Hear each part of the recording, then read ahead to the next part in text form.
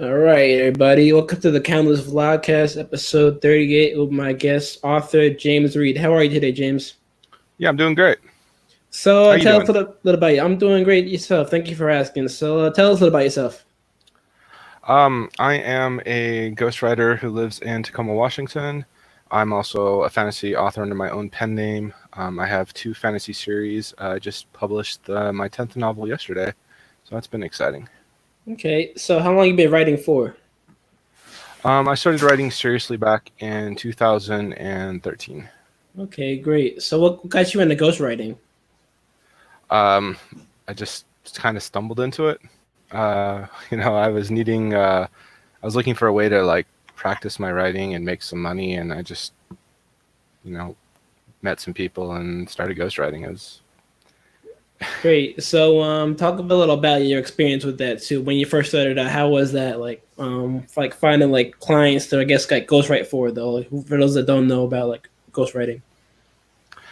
well, yeah, I met some people like on some chat rooms, and I was publishing some of my stuff on various free story sites under different pen names, and someone was just like, "Hey, you wanna help me with a project?" And I'll pay you, and I said sure, and then it just I started building clients from there. Okay, great. So what was that the first project you started worked on? What was that process like? Well, so the person who hires you, they'll send you an outline. Sometimes you got to work back and forth, to figure out like characters, and sometimes they don't give you much information at all. They give you like a very, basic thing, and you have to just hammer out with them. What do they want? Which characters, where is the story going? And sometimes they give you a fairly detailed outline. I really just have to write it, and obviously some of my own creativity does go into it. you know, um, my own fingerprints and stuff. But yeah, but really it's a lot of back and forth, and there's always kind of an initial, hesitancy at first, but Mhm. I have some clients I've been writing for a couple of years now, and so they're So fairly trusting with me. so what's been like the feedback for you for your writing? People seem to be very positive about it. They seem to tell me that I write good characters, and I have kind of a lot of emotion in my stories is what I get. They praise my worlds. My fantasy worlds is what I write under my name, and people like how imaginative they can be. Okay, great. So in terms of like influences, do you have like influences in terms of other ghostwriters or authors you like inspire you, or writers in general? Um, Robert Jordan is probably the biggest inspiration on my writing technique. His Wheel of Time series really inspired me. I started reading it when I was in the seventh grade, which is what, 13 maybe. Mhm. But yeah, it was a while ago for me, back in '92, and Okay. um, and so he just he had a style where he really like focused on one character at a time, and it was the first time I ever came across that. Like '80s fantasy was very much third person omniscient, where it would kind of follow a character's POV, but it would hop around. It wasn't really deep and personal. Mm. Um, but Jordan's style very much was, and it very much stayed with me. Um, Other writers, R. Scott Bakker. I kind of like how he's grimdark, which is not something I write, but Mm. he writes very realistic characters, and he's very good on psychology and understanding how humans think, and so I like to pay attention to that sort of stuff. Brandon Sanderson, I really like. He's very much influenced by Robert Jordan, but I'm always he comes up with such great worlds and magic systems, and I'm very envious of his creativity. Great, great, great. So like in this time of like quarantine and what is like some of your present goals and how has it affected your creativity? Or has it It at really all? hasn't. It hasn't actually. To be honest, I work from home all day, Mhm. Okay. and so nothing actually changed for me. Mm. I was worried that I'd lose clients, because back in March when it looked like when things were starting to get bad, but the book market actually increased. So right now, I'm still able to pay my bills, so that's always a good thing. That's great. So since you work from home, though, what's like your process of like writing for yourself? Like, do you have like a Um, blank sheet? Do you come up with like brainstorm? Do you like brainstorm edit? okay. So So I wake up, and most days I'll start writing about 10 minutes after I wake up. And I'll spend most of the morning and into the afternoon writing, and then I will go into editing and doing like social media and world building, and I'll take breaks. I can write for like an hour stretch, and then I'll take a break and I'll write for another hour stretch. And I'm moving around between projects as I ghostwrite, so I'm working on my own stuff and I'm working on other people's stuff. So usually I have 3 or 4 projects I'm writing on in a day. that's great. That's great. So in terms of like feedback from like your work, what's been like some of like the positive and like the negative feedback from like your work and like the like recently? Okay, well, positive is people seem to think they like my characters. They like the emotions of them, the sort of journeys they go on. Um, my weakness as an author is I write fast, which produces very Mm. sloppy manuscripts, and so my grammar, I need to be careful on that. So do you have a And editor or do you self edit? yes, I can't self-edit. I'm too Okay. terrible at it. Like I self-edit, but Hmm. I miss too much that I still need an editor. She's Poppy Reid, no relation to me. It's just a weird Okay. coincidence. But that's Wow. how we met. We were like, oh, we're both named Reid, and we Man, were like that's both amazing though. No authors. coincidences. No Yeah, no, coincidences. well, no, she's a Scottish expat living in Tokyo. So she's Poppy Reid is her professional name, but she's married now, so she has a different last name. But yeah, so she's been editing all my fantasy. And she's also really enjoys reading it. So I think that's a good sign. Great. So when you first started like writing, was always like your main genre of like your interests when you first started writing? You fell in love I've with always been epic fantasy, military fantasy, and dark fantasy. That's it. So that's was that what I love. something growing up, or was that something you acquired like in Uh, teenage years? okay, so I've been reading for as long as I can remember. I started out with the typical grade school stuff like Clifford and the Big Red Dog and the Mhm. Hardy Brothers. And then one day when I was in the 4th grade, my uncle gave me a copy of The Hobbit while we were at the local community pool, and I just started reading it, and I fell in love with it. Um, and I devoured it. I was like, instead of swimming and having fun, I was there reading a book. So, and then I tried to read Lord of the Rings, but in the 4th grade, I was a little too young for the Lord of the Rings. But he bought me the box set for Christmas when I was in the 6th grade 2 years later, because we were actually down where most of my family lives in California for Christmas that year, because we were in the process of moving. So my dad was in the military, so we were coming up from New Mexico back to Washington State, and we passed through California for Christmas.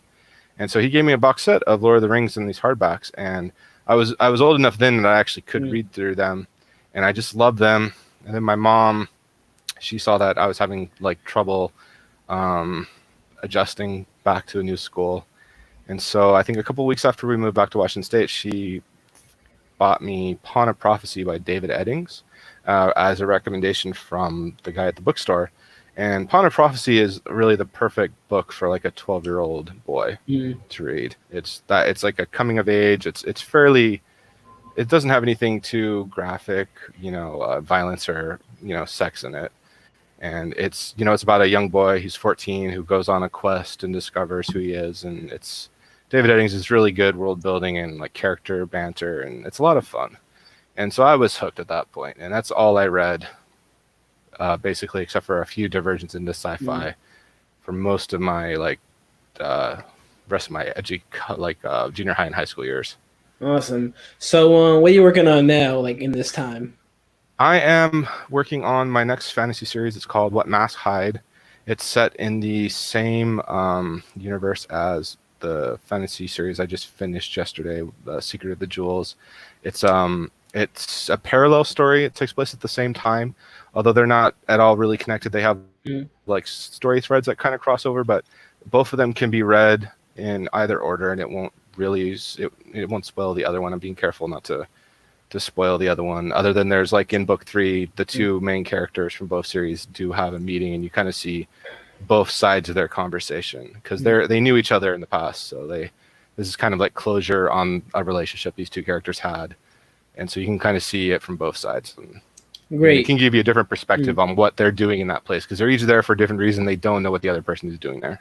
That's awesome. So, when you're like writing, do you have the audience in mind when you're writing, or you just like write and then like you I guess like think you'll find an audience after that? Do you like before you pre audience, or do you have you think something about audience afterwards? If I that makes write sense. I write what I want to read, and I just hope that there's an audience for that. Okay. Is what I hope. And that you Just found the audience for like what you've written. I'm guessing. I'm starting to finally get some traction on fantasy. I'm almost 2 years into publishing fantasy novels, and I'm starting to get some traction and some help. And I just actually signed on with a publisher, and they're going to be publishing this new series I'm working on early next year. Great, great. So since you've been writing for like a while now, if you like almost a couple decades, what would you recommend for like a younger author out there, author like struggling, like any advice you could give them? I think the best advice is that you just need to write every day, and because you need to get like the habit of writing. It's a discipline. Like I write, 5, 6, 7 hours a day, but that's not something I had to work up to that. It took me years where I couldn't even write for like 10 minutes. Um, without, and like it'd be 10 minutes a month, and I would try, and then I would just give up. That's how I spent my 20s. Like I want to be a writer, but I couldn't motivate myself. But you just gotta force yourself to do it. It's how you build a habit. You just force yourself to do something, and then it becomes a habit. You need to do that writing, because it doesn't matter what natural talent you might have for storytelling. You still need to develop your voice and your technique, and you're going to have bad habits that you need to break and understand and learn. And you can't understand your writing until you've done a lot of it. You got to put the hours in. That's great advice, though. 'Cause I think a lot of people like think they're just gonna write and they'll be like a great writer. It's like which is impossible. This is No, reality. there's, like I said, talent. Everyone can have natural talent, but if you don't develop that talent, it's just going to go to waste. And So even if you don't have Go ahead. a lot of talent, you can still learn writing and still write something that's people will enjoy. What was that moment you had that like aha moment? I guess like where you were like, all right, I can make a living off of this, and like I can like actually be successful. So I spent a year ghostwriting and working a job, and that was a nightmare because I was working full time and then writing full time, and so I had no free time, and I was getting no sleep, and that's not a great idea when I was driving for a living. But it was in October of 2015, where I realized that I was making enough money. It was the middle of the month. I had already made more in ghostwriting than I was going to do working my day job for that month. Yeah. And I just said, I'm done. I can't do this burning the candle at both ends thing any longer. I was really stressed, and my professional life was falling apart. Like I was getting in trouble all the time, all of a sudden, because I stopped caring. So I just wanted to write and write and write, and so I quit. I walked out in the middle of my shift. That's great, man. More power to you, man. That sounds like a familiar story, man. Because like this 9 to 5 stuff is like it's great, but as artists and authors, it's like it's like you. It was worse. It was worse than the 9 to 5 because I was driving a paratransit shuttle for Pierce Transit. I was working for a private company that has a contract with them, and they set their routes the night before, and so they don't know how many people they're going to need and for what hours of the day they're going to need, because it depends on who signs up and needs their shuttle, because they have to provide shuttle service to everyone who qualifies that's within their bus coverage because of federal law. Because if your handicap keeps you from riding the bus, then the public transit system has to provide you alternate transportation. And so I would get a call either the night before if I had a morning route, or the day of if I had an afternoon route, telling me what my start time was. And there was a 3-hour window on either side of my bid hours. So if I bidded for like a 13:15 start time, 1:15, I could start as early as 10:15 in the morning. I could start as late as 4:15 in the afternoon. And sometimes your route would even just cancel, but that didn't happen that often. And the end time too. Like I didn't know how long I'd be out. Would I be doing a 5-hour route or a 10-hour route? So it made it impossible to plan your life. And they were always short staffed, so you got like mandatory like 2 Saturdays a month. So you're working like 6 days a week. A lot of the times it was. You couldn't. Yeah, it's not a job you can have a life. Yeah, man. Sounds like you made a great choice though, be ghostwriting too. So for like those that aspire to ghostwrite that don't like know where to start to that write like maybe like that are getting there, it's like they're finding their like their way. Like what would you recommend there where they start to like find like ghostwriting? These days like freelancer.com or fiverr.com, you can find people go there. That's probably the best ways these days. Okay, great. So I like to end these with like a positive message from you to the audience and like your people out there in the world. If you could like say a positive word or two. Okay, this is a quote from Richard Bach, I believe. It's the difference between an amateur writer and a professional is the professional writer didn't give up. So if you are struggling as an author, just remember that every other author struggled, and the ones who didn't give up are the ones who are successful at it. J.K. Rowling was rejected like 20, 30 times on Harry Potter. And you'll find that with any major author that happened to them. So don't give up your dreams, keep trying. There's always a way you can find success, but only if you strive for it. This has been great, James. Thank you for coming on. So I just want you to plug yourself for now. Where can people find you? Websites, social media, all that? Yeah, you can find me at my blog, jmd-reid.com. I have a Facebook group called Fantastical Worlds of the Imagination. And I'm on Amazon, jmdreid.com. I have 2 fantasy series, The Storm Below and Secret of the Jewels. And those are all in Kindle Unlimited. So if you want to binge read, there's some hefty fantasy books out there for you. Okay, thank you very much, James, for coming on and sharing your story. I really appreciate it. Yeah, it was great talking with you. All right, this has been the Countless Vlogcast, episode 38 with my guest, author James Reid. Thank you again, James. You have a good night. You too.